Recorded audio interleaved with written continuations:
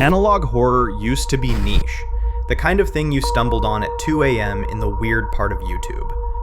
In 2025, it's everywhere. Whole channels are blowing up, TikTok is flooding with clips, and horror fans who never cared about VHS tapes or fake broadcast signals are suddenly obsessed. So why now? Why is analog horror having its moment? Let's break it down. Analog horror looks cheap on purpose. Grainy VHS footage, static, fake emergency broadcasts. It pretends to be found footage from the past.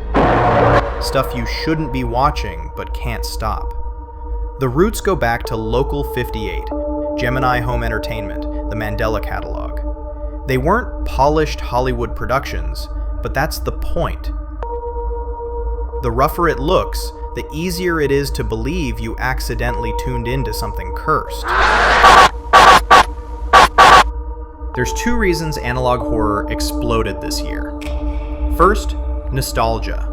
People miss the old look of tape, the fuzz, the audio distortion. That's great! But instead of comfort, it's being weaponized. It feels familiar, but wrong. Second, accessibility. Anyone with a laptop can make it. That's why 2025 feels like the year analog horror went mainstream. You don't need a big studio or $10 million to scare people. You just need a creepy idea, some stock footage, and the guts to upload it. TikTok and YouTube Shorts made it even faster. 2 minutes of cursed tape can blow up overnight. Let's talk names. Harmony and Horror is still going strong, mixing VHS nightmares with new lore. Can I have a toy? The Mandela Catalog made liminal spaces scarier than most movies. And then you've got the breakout trend this year, fairy tale analog horror. Hansel and Gretel, Little Red Riding Hood, those stories are being twisted into something dark and strange, and people can't look away. The best part? Fans binge them like TV shows. These aren't one-off shorts anymore.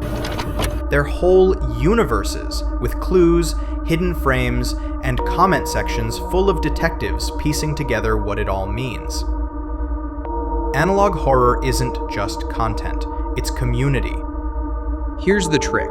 Analog horror doesn't show you everything. A normal trailer gives you the monster, the blood, the payoff. Analog horror, it makes you fill in the blanks. The static hides faces. The captions trail off. The audio distorts at the worst moment.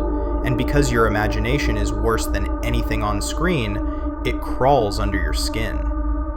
There's also the realism. Fake PSAs, fake news bulletins, weather alerts that feel too convincing.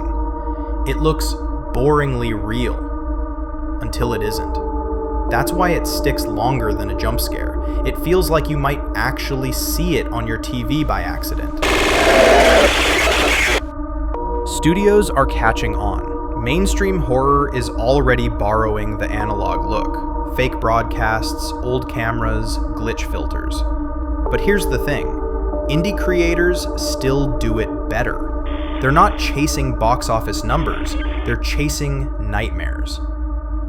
Dreams can be forgotten, but nightmares last forever. That's why it's only going to get bigger.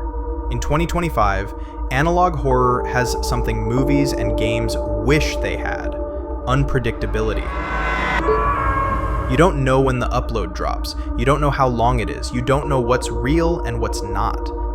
So yeah, everyone's watching analog horror in 2025 because it's cheap, it's raw, it's terrifying, and it feels real. No one trusts a glossy trailer anymore, but a cursed tape uploaded at midnight, that'll get you every time. I'm the ice cream man. Have you ever had a dream? Let me know which analog horror series has you hooked right now. And if this breakdown saved you from falling too deep down the rabbit hole, hit subscribe. Horrorwell will keep watching the weirdest corners of horror, so you only have to watch the good nightmares. I'll catch you in the next one.